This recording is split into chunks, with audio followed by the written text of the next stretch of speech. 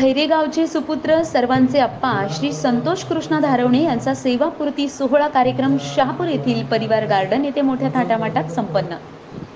कैलासवासी कृष्णा पाळू धारवणे यांचे सुपुत्र श्री संतोष कृष्णा धारवणे यांनी भारतीय जीवन विमा निगम LIC सेवेमध्ये 35 वर्ष चांगल्या प्रकारे सेवा करून आज दिनांक 1 सप्टेंबर 2024 शहापूर येथील परिवार गार्डन येथे सेवापूर्ती सोहळा मोठ्या थाटामाटात साजरा केला। संतोष धारवणे यांना प्रेमाने सगळे नातेवाईक, सगळे सोयरे, मित्रमंडळी आणि गावातील सदस्य लोक प्रेमाने अप्पा असे म्हणतात। त्यांचा स्वभाव खूप चांगला आहे। ते सगळ्यांच्या सुखदुःखामध्ये सहभागी होत असतात। गावात कोणताही कार्यक्रम असो, अप्पा तिथे हजर असतातच। त्यांचं पुढील आयुष्य सुखी, समृद्धी, आनंदाचे जावो हीच ईश्वर चरणी प्रार्थना।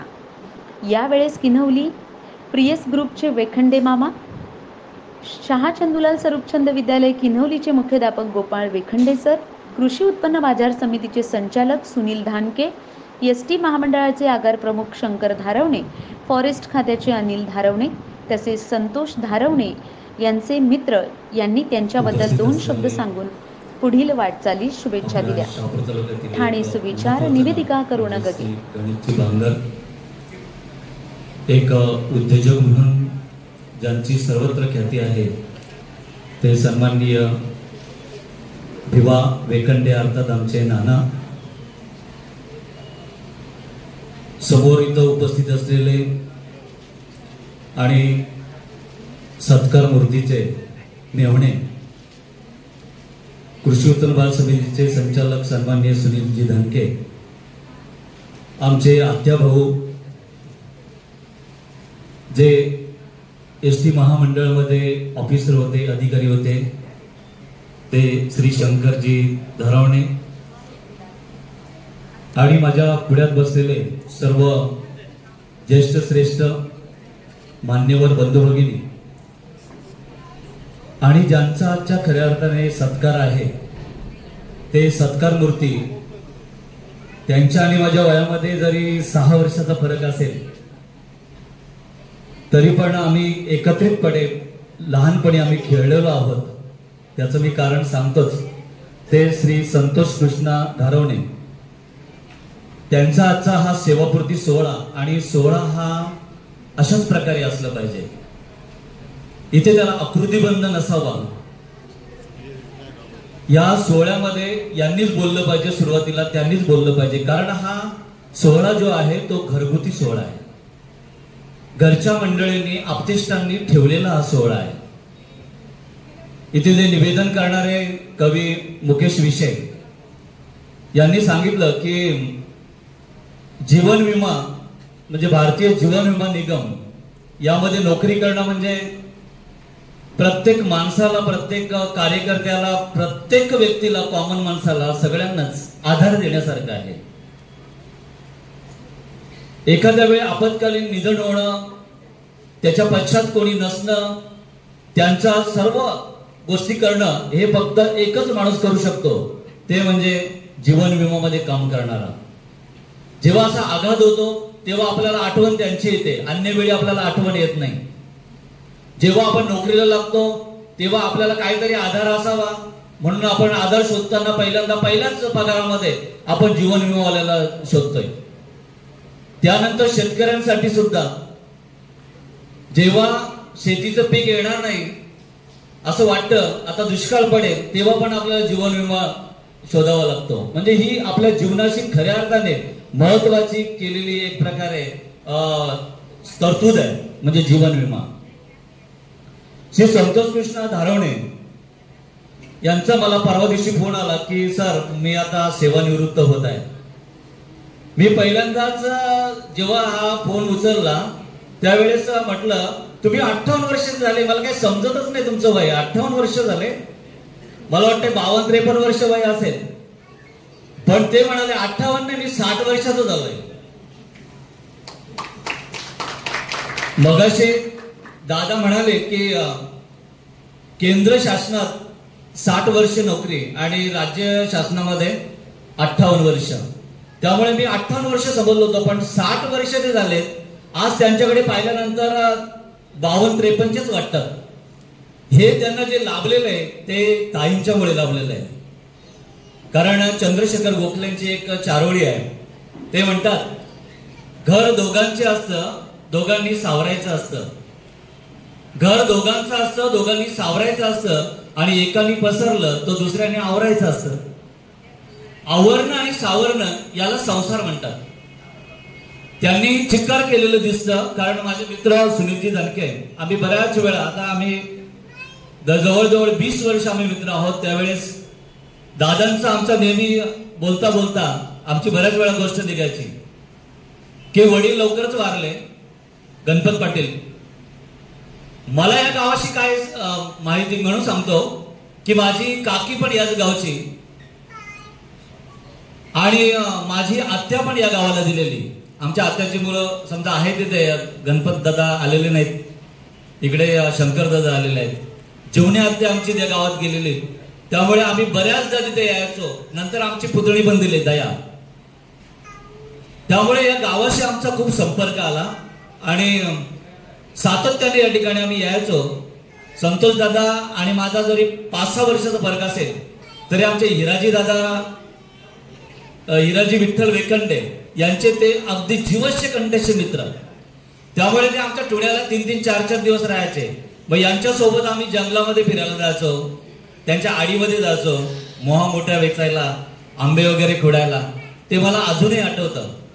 म्हणून असं म्हणतो आयुष्यामध्ये असे काही क्षण असतात, आयुष्यामध्ये प्रत्येकाचे असे काही क्षण असतात, त्या क्षणांचे आपल्याला जन्मभरांचे ऋण असतात. आजचा हा क्षण येणं, 60 वर्षाचा क्षण येणं त्यांच्या दृष्टीने जन्मभराचं ऋण आहे. त्यांच्या वडिलांचं ते एक प्रकारे पुण्याचं जे त्यांचं उभं राहिलंय. मगाशी मी बोलताना यांच्याशिवाय चर्चा करताना असं मला जाणवलं, 7 बहिणी आणि 8वा श्रीकृष्ण. म्हणजे पुराण काळामध्ये जसं आहे तसंच, पण 8वा श्रीकृष्ण आहे. त्यांनी 7 बहिणींना विसरलेलं नाही. कारण जे दातृत्व आहे, पितृत्व आहे, मातृत्व आहे, या सगळ्या गोष्टी त्यांनी अतिशय सुरळीतपणे त्या ठिकाणी सांभाळल्या. आणि म्हणूनच आज 7 विभाग जे आपल्या तालुक्याचे आहेत, करडी विभाग, इकडे डोळका विभाग, आमचा किनोली विभाग, इकडे वाशिंद विभाग, त्या बाबांचं खरं दूरदृष्टी आहे. त्यांनी आपल्या शहापूर तालुक्यामध्ये नाती पेरली.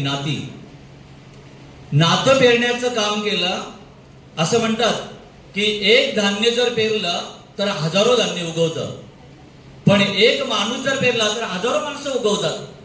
आणि या तालुक्यामध्ये त्यांनी पुढे दृष्टिकोन ठेवला होता की काय माहित नाही, पण प्रत्येक जे जिल्हा परिषद गट आहे त्या जिल्हा परिषद गटामध्ये त्यांची मुलगी आहे, म्हणजे यांची बहीण आहे. हा दूरदृष्टिकोन त्यांनी ठेवलेला आहे. पण त्यासाठी मी संतोष दादांना असं बोलणार नाही की तुम्ही राजकारणात जा, 7 विभागामध्ये तुमची नाती आहेत. कारण राजकारणापेक्षा आपण समाजकारण केलं तर ते चांगलं होत आहे. आज राजकारण्यांचे दिवस एवढे चांगले नाहीत, लोकांच्या तोंडून आपल्याला ऐकायला मिळतंय. अर्थातच त्याला अपवादात्मक काही गोष्टी असतात, पण आज सामाजिक कार्य करणाऱ्या माणसाला खऱ्या अर्थाने समाजामध्ये मान आहे. आपण प्रत्येक क्षेत्रामध्ये जेव्हा बघतोय, जेव्हा माणूस सामाजिक काम करतोय त्याला राजकारणाची पण गरज लागत नाही. आपलं उर्वरित आयुष्य, आपलं आरोग्य खूप छान राहील. तुमच्या चेहऱ्यावरून दिसतं आपलं हे आरोग्य. मी असं सांगेल की राजकारणात न घालवता सामाजिक कार्यामध्ये घालवा. तुमचे जे मेवणे आहेत, भाऊजी आहेत, ते बरीच मंडळी राजकारणामध्ये पण आहेत आणि सामाजिक कार्यामध्ये आहेत, काही आध्यात्मिक मध्ये आहेत. जे तुम्हाला क्षेत्र या ठिकाणी पटेल त्या क्षेत्रामध्ये आपण प्रवेश करू शकता आणि आपलं उर्वरित आयुष्य आपण वेचू शकता. मला सांगायला एक चांगली गोष्ट वाटते की आपण लहानपणापासूनच मी तुम्हाला पाहत आलेलो आहे, तुमचा मितभाषीपणा, मित स्वभाव आणि हसरेपणा यामुळेच तुम्हाला आयुष्यामध्ये 60 वर्ष होऊन सुद्धा तुमचं वय दिसत नाही. याचं कारण एकमेव की तुमच्या चेहऱ्यावर सुरकुत्या नाहीत. चेहऱ्यावर सुरकुत्या कधी येतात? जेव्हा दुसऱ्याचा राग येतो तेव्हा. सुरकुत्या कधी येतात? दुसऱ्याबद्दल क्लेश वाटतो तेव्हा सुरकुत्या येतात. तुमच्या चेहऱ्यावर सुरकुत्याच आल्या नाहीत. त्यामुळे तुम्ही 60 वर्षाचे असून सुद्धा 60 वर्षाचे वाटत नाही. तुम्हाला परमेश्वर उदंड आयुष्य देवो, तुमची जोडी सलामत राहो. आपली नाती आहेत, या नातीमध्ये मगाशी मुकेशने उल्लेख करताना सांगितलं आपली एक बहीण गेल्या वर्षी एका दुर्धर आजाराने गेली.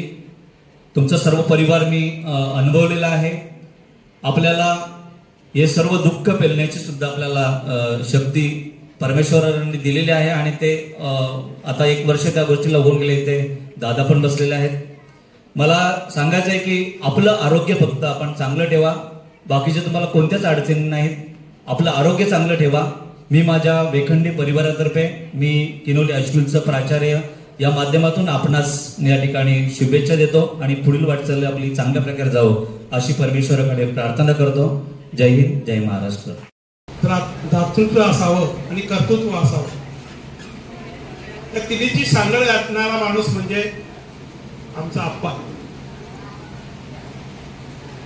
त्याच्या सेवा पूर्ती सोहळ्यासाठी आपण मोजकीच माणसं बोलवली. जवळची नातेवाईक आणि काही मित्र परिवार बोलवला. त्यांच्या या सेवापूर्ती सोहळ्यासाठी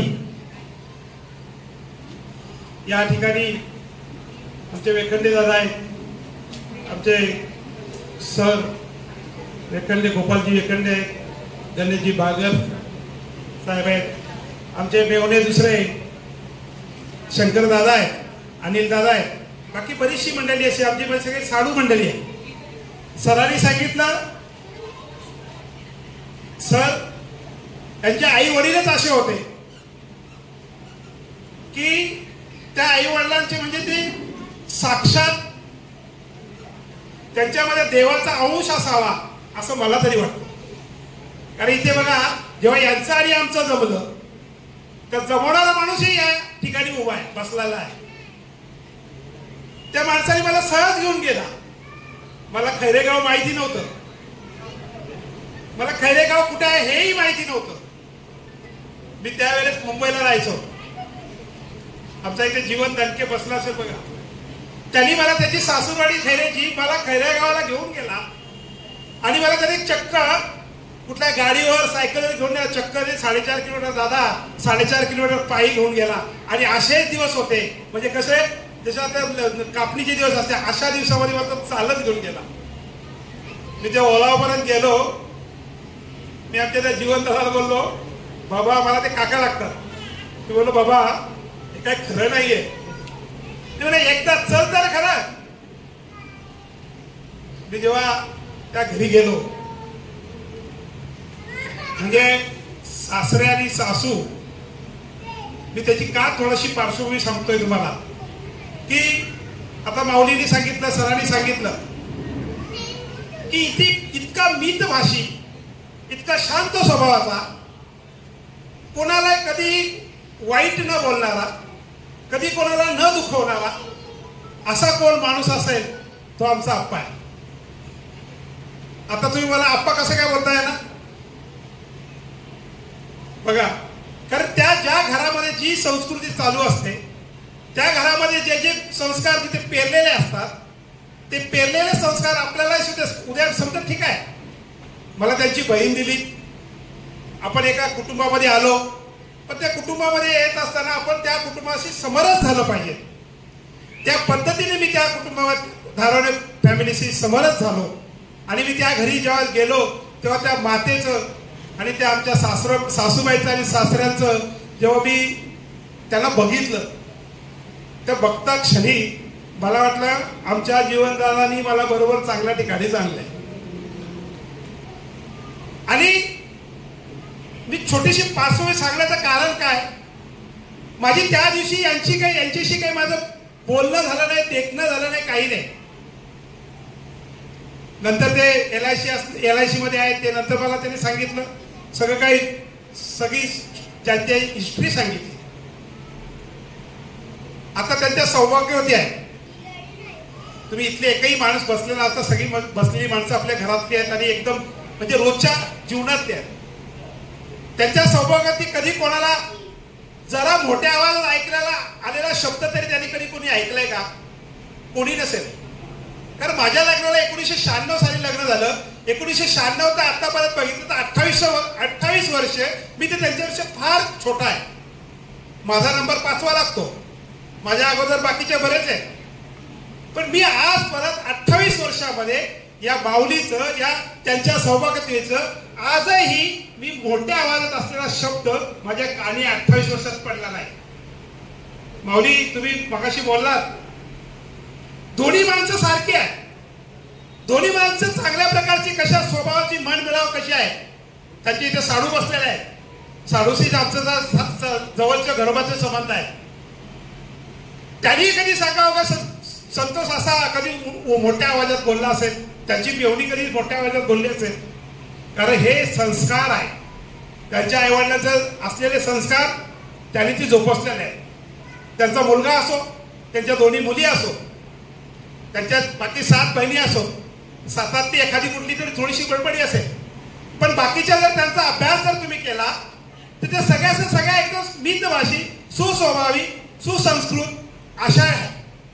आणि आमच्या सासरेवाडी सरांनी मस्त सांगितलं, हो आमच्या आपल्या शहापूर तालुक्यामध्ये, मी तर म्हणे आपणाला मी सांगतो का मी बाजार समितीवर 2 वेळा निवडून आलो, त्याचं कारणही धारावणी फॅमिली आहे. कारण का धारावणी फॅमिली आहे मी तुम्हाला सांगतो की माझा एक साडू खर्डीच्या त्या जरंडीच्या कुशीमध्ये, एक साडू माझा कानविंद्याला, एक साडू माझा शेंद्रून भागामध्ये, एक साडू माझा डोळखाम भागामध्ये, आणि आमच्या सगळ्यात मोठी म्हणजे जिजू आहे, आमची जिजू बसलेच पुढे जिजू आहे, ती वाशिम पट्ट्यामध्ये आहे. अहो मी जेव्हा राजकारण या बाजार समितीचे समजदार जायचो, त्या भागामध्ये जायचो, त्या भागात त्या माझ्या मेवणीला विचारलं, मी साडूला विचारत होतो की या ठिकाणी आपले कोण, आता बिचारी ती कोणी राजकारणी मधली माणसं नाहीये. आमचा रवी बसलाय, रवी माझ्यापेक्षा छोटा आहे, माझ्यानंतरची बहीण त्याला दिलेली. अहो आध्यात्मिक तुकाराम महाराजांचं कसं जगणं असावं ते त्या माणसाकडनं शिकावं. आमचा दुसरा मोठा साडू आहे. तुम्ही मला आता काय साडूची गमती सांगायला लागतात, जोड्या सांगतात. मी का सांगतोय, पार्श्वभूमी सांगतोय. संतोष धारावणी ह्या माणसाने 60 वर्ष LIC मध्ये काम केलंय. ते काम काय, ते कामाची पावती काय, आता त्या माऊलीने आपल्याला सांगितलं. त्यांच्या इथे नारायण भोईर आले असतील, मुरबाडे आले असतील. ती मुरबाड्यांची एवढी चांगले मित्र वर्ग ते की प्रत्येक कामामध्ये त्यांच्या सांस्कृतिक असू दे, घराच्या प्रत्येक कुठल्या कार्यक्रमामध्ये हजर असते. आणि म्हणून मी सांगतो, मी 2 वेळा जो निवडून आलो, आता तुम्हाला बाकीच्या कोणाला माहित नसेल पण दादा आहेत, गणेश दादा, की ही मागची जी इलेक्शन गेला अख्खा तालुका माझ्या विरोधात होता. काय दादा, अख्खे पुढारी माझ्या विरोधात. या धानक्याला पाडा. मी एकच विचार केलेला, माझी धानके फॅमिली आहे आणि माझी धारावणी फॅमिली आहे.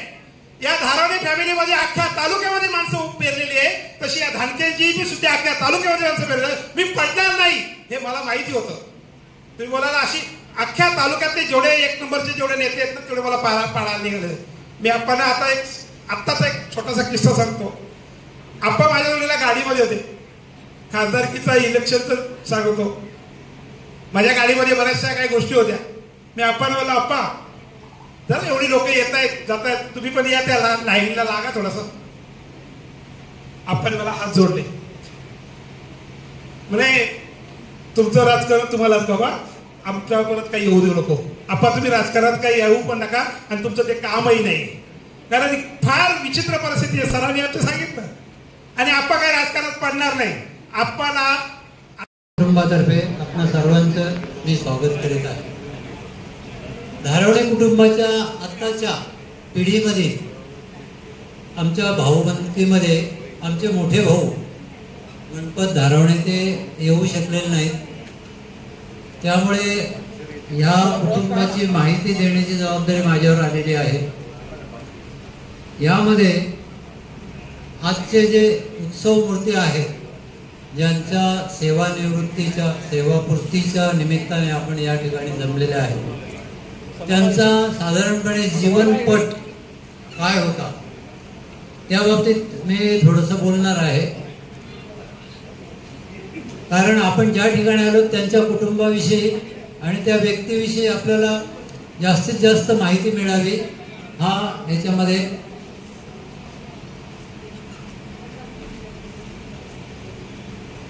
एक भाव आहे. संतोष धारवणे हे लहानपण त्यांचं मामाकडे गेलेले आहे, कासगावचे त्यांचे मामा. त्यामुळे बरीच वर्ष तिथे राहून आणि शिक्षण वगैरे घेतलेलं आहे. गावाकडं फार उशिराने आले. याचं कारण म्हणजे खैरे गाव पाहिलेलंच आहे सर्वांनी, की ते किती अंतर असेल हे ॲक्च्युली माहिती नव्हतं. पण ज्यावेळेस तिथे बसेस सुरू करण्यासाठी आम्ही बस घेऊन आलो आणि शेणव्या नाक्यापासून ते अंतर मोजलं, ज्या ठिकाणी बस फिरली त्या ठिकाणी, ते 4.5 किलोमीटर भरलं. यापूर्वी कुठल्याही गावाचं अंतर मोजण्यासाठी किती वेळ लागतो, अर्धा तास, पाऊण तास, 1 तास असं म्हटलं जायचं. पण ज्यावेळेस ते मोजलं तर 4.5 किलोमीटर भरलं. म्हणजे त्या लोकांनी कित्येक वर्ष, गावाला रस्ता नाही, पूल नाही, बसेस नाही, वाहनं येऊ शकत नाही, अशा वेळेस फक्त चालणं हाच एक आधार होता की ते शेणव्यापर्यंत किंवा आणखी पुढे जाण्यासाठी येऊ शकत होते. अशा वेळेमध्ये संतोषचं मामाकडे राहणं हे योग्य होतं. कारण इथे जे होते त्या सर्वांची शिक्षणाच्या बाबतीत बरीचशी परवड झाली. आम्ही त्यातलेच एक, परंतु बाहेर गावी राहून, मामाकडे आत्याकडे राहून शिक्षण घेता आलं. बऱ्याचशा खैऱ्यामधल्या विद्यार्थ्यांची हीच परिस्थिती झाली की त्यांना अर्धवट शिक्षण सोडून द्यावं लागलं. आणि ज्यानंतर संतोष पण गावी आला त्यावेळेस त्याच्यावरही हीच परिस्थिती आली. त्यामुळे शिक्षणाच्या बाबतीत पूर्वीपासून तोही थोडासा मागेच राहिलेला होता, परंतु मेहनतीच्या बाबतीत मात्र कधीही मागे नव्हता. या धारवणे कुटुंबातील सर्वच व्यक्ती हे मेहनतीच. कारण बाळकडूच लहानपणापासून असं होतं की त्यांना शेणव्याला आल्याशिवाय त्यांची पुढे काही प्रगती होण्यासारखंच नव्हतं. शिक्षणाच्या बाबतीत तर सर्वात महत्वाचं. त्यावेळेस संतोषने जे काम केलेले आहेत लहानपणापासून ते अगदी खाजगी ठिकाणी सुरुवातीला नोकरी केली. त्याच्या नशिबाने एक चांगले LIC वाले एक अधिकारी त्यांच्याशी भेट झाली आणि त्यांच्या माध्यमातून त्याला LIC मध्ये नोकरी मिळाली.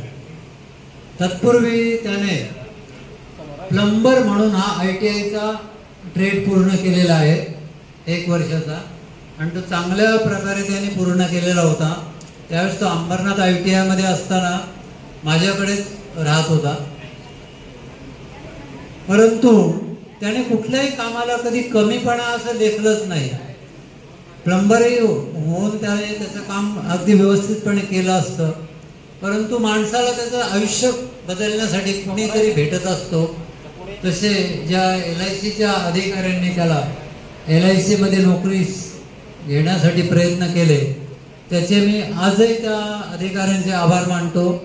मला तर त्यांचं नावही माहीत नाही, परंतु संतोषने मला सांगितलं असं असं एक आहेत अधिकारी, त्यांनी मला असं असं एक सांगितलेले. म्हटलं खूप चांगली गोष्ट आहे, कारण सुरुवात कुठून तरी लहान कामापासूनच करायची असते.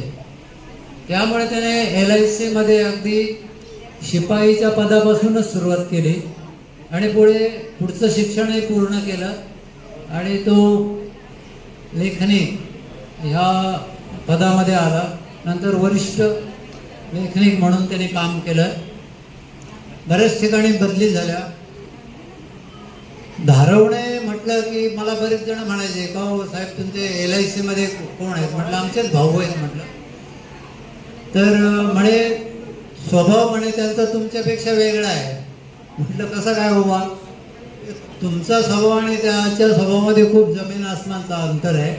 ते एकदम शांत स्वभावाचे आणि तुमचा जरा वेगळा स्वभाव आहे. म्हटलं त्यांचं काम आणि माझं काम वेगळं आहे. मी जर शांत स्वभाव ठेवला तर म्हटलं आमचं ST महामंडळाचे ड्रायव्हर कंडक्टर माझ्या डोक्यावर केस नाही ठेवणार. तसं त्यांचं वेगळं आहे. आम्हाला जे तोंड द्यावं लागतं लोकांना त्याप्रमाणे आम्हाला राहावं वागावं लागतं. पण त्याचं जे आहे की त्याला ऑफिसमध्ये काम आहे, ऑफिसरशी वागायचे, त्यामुळे त्याला त्याचा स्वभाव हा तसाच ठेवणं भाग आहे. आणि मुळातच तो लहानपणापासून नावाप्रमाणे संतोष म्हणजे शांत स्वभावाचाच आहे. त्याला कधी कोणी काही चिडवलं तरी फक्त लहानसं गालामध्ये स्मित करणार आणि तो गप्प बसणार, म्हणजे त्याने कधी कुणाला उलट उत्तर दिलं असेल असं मला आज तरी ऐकिवात नाही. त्याचप्रमाणे त्याचं असं आहे की कामाला पण त्याच्या ऑफिसमधल्या बऱ्याचशा मित्रांनी सांगितलं त्याप्रमाणे हा माणूस कुठल्याही कामाला नाही नाही म्हणत, त्याचं काम नसेल तरी पण तो करणार. अरे म्हटलं तसंच असतं, जर आपल्याला सर्वांशी संबंध चांगले ठेवायचे आहेत, अनेक वर्ष आपल्याला त्या काम करायचं असेल तर सर्वांशी संबंध चांगले ठेवलेच पाहिजेत.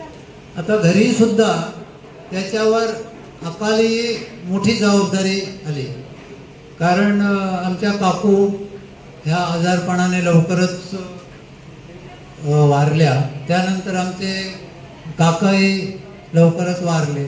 त्यामुळे ह्या माणसाला स्वतःची नोकरी सांभाळून कुटुंब सांभाळणे आणि जबाबदारी फार मोठी होती.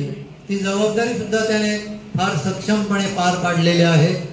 इव्हन मी तर असं म्हणेल की आमच्या काकांपेक्षा संतोषने अधिक उत्तमरित्या ती सर्व जबाबदारी पार पाडलेली आहे. आणि एक नशिबाची गोष्ट म्हणजे बघा, तुम्ही जर चांगले असेल तर तुमच्या दृष्टीने सर्वच चांगलं होत आहे. म्हणजे आता 7 बहिणी आणि 7 भाऊजी त्यांना असे देवासारखे भेटले की त्याने कधीही पाहुणे म्हणून आमच्याकडं असं आलेले नाही. ते अगदी घरच्या मंडळीसारखे येऊन अगदी मदत केलेली त्यांना पूर्वीपासून कामाची. आजच्या कार्यक्रमात सुद्धा दिसला. सेवापूर्ती सोहळा. तर पप्पा माझे एकटे आणि 7 बहिणी. ते 7 बहिणी आणि आम्ही दोघी. त्यात एक माझी आत्या नाहीये, ती माझी दुसरी आईच होती. ती आज आपल्यात नाहीये, असं खूप वाईट वाटतंय. आणि एवढ्या वर्ष पप्पांनी जे काम केलंय त्यात माझ्या आईचा पण मोलाचा सहवास आहे. तर आज पण कधीच पप्पांनी सगळ्या 7 बहिणी सगळ्या नातेवाईकांना एकत्र बांधून ठेवले, याचाच मला आनंद आहे. आणि मी कितीही बोलले त्यांच्याबद्दल तरी कधी संपणार नाही. आणि पप्पांचा स्वभाव असा की जो मन मिळावू, आणि कधीच असं नाही की पप्पा हे कोणाला हे साथ दिली नाही. कधी कोणी त्यांच्याबद्दल कधीच असं वाईट बोललं नाही माझ्या जरी तोंडावर तरी. आणि मलाही म्हणजे गाव आमचं एवढं खैरेगाव एवढं आतमध्ये असून तरी माझं DED झालंय. त्या DEDसाठी मला त्यांनी बाहेर पाठवलं. तेव्हा गावातून कोणीच मुलगी अशी बाहेर जात नव्हती. तर त्यांनी मला भांडूप या ठिकाणी माझं DED झालेलं. तर पप्पांनी मला सहकार्य करून आणि तिकडे पाठवलं. तेव्हा आणि शेनवे येथे 4.5 किलोमीटर चालून मी माझं शिक्षण पूर्ण केलंय. शेनवा आणि त्यानंतर किनवली आणि त्यानंतर भांडुपला. तर आज पप्पांबद्दल मी कितीही बोलले तरी कमीच आहे, आई आणि पप्पा यांच्याबद्दल. तर माझे मी 2 शब्द संपवते. खूप नशीबवान की मला माझ्या नशिबात असे मामा लाभलेले. आता सगळ्यांनी सांगितलं की त्यांना 7 बहिणी 7 साडू, पण 7 बहिणी 7 साडू, पण आम्ही सगळेजण 18 भावंड आहेत. सगळ्यांचे 18 भावंडांना आम्हाला सुट्टीला जास्त करून खैऱ्याला जायला आवडायचं. तर खैऱ्याला गेल्यावर मामांनी कधी अशी, तेव्हा तर काही एवढे समजा पैसे हे ते असं कधीच नाही, आम्ही काही सांगू, खाऊ सांगू, काही पण सांगू, पण मामांनी आमचे एवढे लाड पुरवले की असे आमचे कुठेच लाड झालेले नसतील. रात्री यायचा टाइम झाला का आम्हाला अशी ओढ लागायची का आता मामा येईल, आता मामा येईल. आम्ही पडवीत लपून बसायचो का मामाची गाडी येईल, मामाची गाडी येईल. त्याच्यानंतर एक जीप स्टँड आहे, तिथपर्यंत मामा एक राऊंड. पण मामांनी आमच्या अंगावर कधी असं ओरडून बोललेत का नाही मला टाइम झालाय तुम्हाला. तेव्हा तर ते खैऱ्याला राहायचे, तिकडनं जाऊन येऊन करायचे. पण कधी असे बोलले नाही की माझ्या ट्रेनचा टाइम होतोय का मला टाइम होईल की मला वेळ होईल. प्रत्येक जणाला ते राऊंड मारायला न्यायचे, प्रत्येक जणांची हौसमौस पूर्ण करायचे. आणि सुट्टीला आम्ही 15-15, 20-20 दिवस राहायचो. पण आमच्या मामीनी पण आमचा कधीच तिरस्कार केला नाही. प्रत्येक गोष्ट वेळेवर द्यायची. कधी हे काम केलं पाहिजे का ती गोष्ट नाही केली पाहिजे अशी कधीच कमी भासली नाही. असं कधीच वाटलं नाही की मामी आमच्या अंगावर ओरडते का मामी आमचा तिरस्कार करते. एखाद्या आईसारखा आम्हाला तिने प्रेम दिलेलं आहे. आम्ही एकदम हसून घेऊन राहायचो. आम्हाला घरी जायची आठवण नाही यायची. आमची सुट्टी संपायची तोपर्यंत आम्हाला तिथे राहायची इच्छा व्हायची. असंच आम्हाला लेनाडला राहायला पण भरपूर आवडायचा. वाईट वाटतं सांगायला का आमची सगळ्यात आवडीची मावशी आमच्यात आज नाहीये, पण त्या मावशीकडे आमचे एवढे लाड झालेले आहेत तर ते मी शब्दात नाही सांगू शकत. खूप उपकार आमच्यावर तिचे. आईपेक्षा पण जास्त मुलाची जागा तिची आहे, कारण की